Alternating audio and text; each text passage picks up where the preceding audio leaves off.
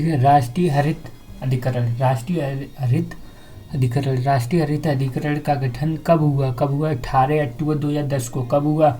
18 अक्टूबर 2010 को। राष्ट्रीय हरित अधिकरण का गठन किस अधिनियम के तहत हुआ? यानी अधिनियम 2010 के तहत हुआ। यानी 2010 का जो राष्ट्रीय हरित अधिकरण था उसके द्वारा हुआ।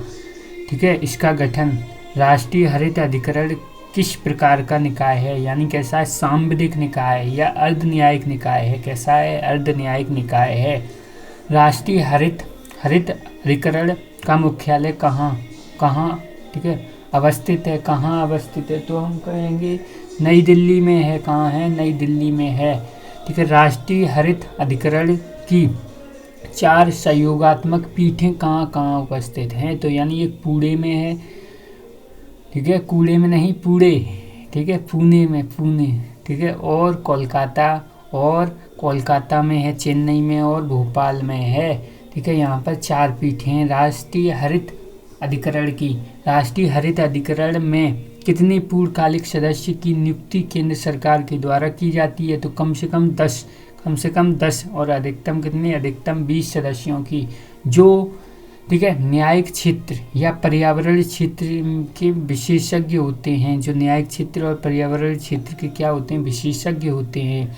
कम से कम 10, मैक्सिमम कितने? 20। जो क्या है न्यायिक क्षेत्र और पर्यावरण के विशेषज्ञ होते हैं, उनको ही किया जाएगा भैया।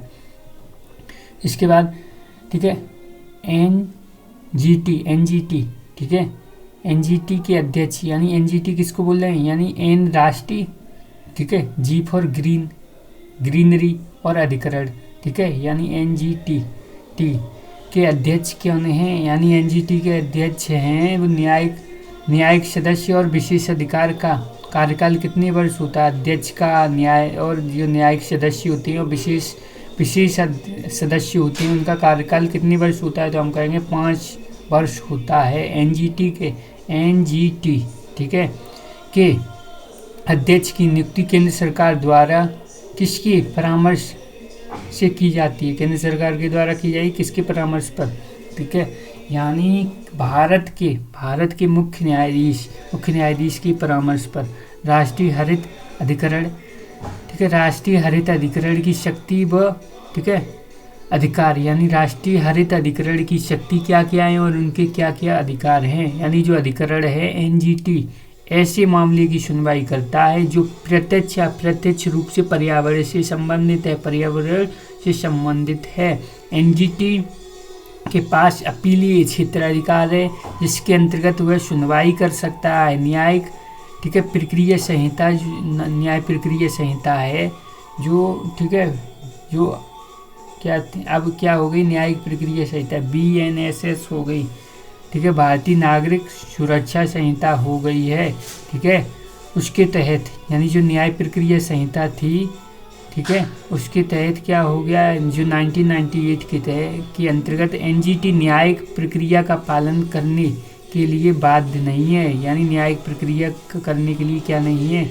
न्यायिक प्रक्रिया का पालन करने के लिए बाध्य नहीं है। एनजीटी द्वारा निर्देशित आदेश, निर्णय या अधिनिर्णय के विरुद्ध यानी 90 दिन के भीतर उच्चतम न्यायालय में अपील की जा सकती है। कैसी अपील की जा सकती है? एनजीटी के विरुद्ध ठीक है कोई निर्णय, कोई आदेश के विरुद्ध 90 दिन में क्या अपील कर सकते हैं आप? कहाँ पर? उच्चतम न्यायालय में भैया अपील कर सकते हैं। अब क्या इसमें बताया गया? एनजीटी का मुख्य उद्देश्य क्या है? एनजीटी का मुख्य उद्देश्य पर्यावरण संरक्षण एवं प्राकृतिक संसाधनों से जुड़े मामलों का प्रभावी व तीव्र यानी निस्तार, यानी क्या करेगी एनजीटी पर्यावरण का संरक्षण देखेगी और प्राकृतिक संसाधनों से जुड़े हुए जितने भी मामलों का प्रभावी व तीव्र ठीक है निस्तारण करेगी। यानी जिन दो ठीक है महत्वपूर्ण अधिनियमों को एनजीटी के अधिकार क्षेत्र से बाहर रखा गया है वो कौन कौन से हैं? यानी एनजीटी के अधिकार क्षेत्र से कौन कौन से अधिनियम हैं उनको अलग रखा गया है। यानी ठीक है, वन्य जीव संरक्षण अधिनियम 1992 को कहाँ से इनके अधिकार क्षेत्र में से बाहर रखा गया है। और अनुसूचित जाति व अन्य पारंपरिक वन निवासी अधिनियम कौन सा 2006 का है, उसको इससे एनजीटी के अधिकार क्षेत्र से बाहर रखा गया है।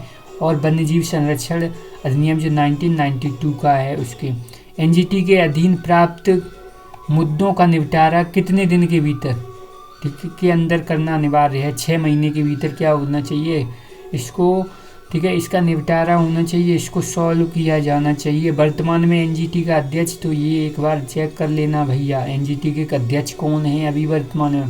राष्ट्रीय हरित, इसमें आदर्श कुमार गोयल बताए जा रहे हैं, जस्टिस, ठीक है। और हरित, ठीक है, राष्ट्रीय हरित अधिकरण के प्रथम अध्यक्ष कौन है, तो प्रथम तो चेंज नहीं होंगे, तो लोकेश्वर सिंह पंटा, ठीक है। पंटा यानी ये क्या है, घास में बैठ के पंटा खाते रहते हैं, लोकेश्वर सिंह पंटा, ठीक है, ऐसे याद करेंगे। और राष्ट्रीय हरित अधिकरण का पूर्व, ठीक है, पूर्व रूप क्या था, यानी ग्रीन बेंच, इसका पूर्व रूप क्या था, ग्रीन बेंच था। ग्रीन बेंच क्या है, ग्रीन बेंच एक न्यायिक प्रक्रिया है, इसके अंतर्गत पर्यावरण व वन्यजीव से संबंधित विवादों की सुनवाई की जाती है। ग्रीन बेंच है ये, क्या है भैया, ग्रीन बेंच। एनजीटी पर्यावरण से संबंधित कानूनों के तहत, यानी एनजीटी पर्यावरण के संबंधित कानूनों के तहत नागरिक मामलों की सुनवाई कर सकता है। यानी एनजीटी पर्यावरण से संबंधित कानूनों के तहत नागरिक मामलों की क्या कर सकता है, नागरिक मामलों की जांच कर सकता है। वो कौन कौन से मामले हैं, यानी जल प्रदूषण या नियंत्रण अधिनियम, जल प्रदूषण निवारण अधिनियम बोलेंगे या निवारण नियंत्रण अधिनियम बोलेंगे, जो 1974 का है। और जल प्रदूषण निवारण, ठीक है, और नियंत्रण उपकर अधिनियम, यानी इसके बाद दूसरा आया, वो कितना 3 साल बाद आया, वो कितना 77 में आया। ऐसे ही वन संरक्षण अधिनियम 1980 का, वन संरक्षण अधिनियम कब का है, 1980 का है। और वायु प्रदूषण निवारण, यानी कौन सा है, वायु प्रदूषण है, ये कब का है, 81 का है, 81 वायु प्रदूषण। और पर्यावरण संरक्षण अधिनियम 1986 का है। और जैविक विविधता, यानी जैविक विविधता अधिनियम कब का है, 2002 का है। जैविक विविधता अधिनियम 2002 का है, कब का है, 2002 का। और राष्ट्रीय संरक्षण अधिनियम कब का है, 1986 का है। तो इनकी तहत क्या सुनवाई कर सकता है एनजीटी आयोग है, वो क्या कर सकता है, सुनवाई कर सकता है, ठीक है।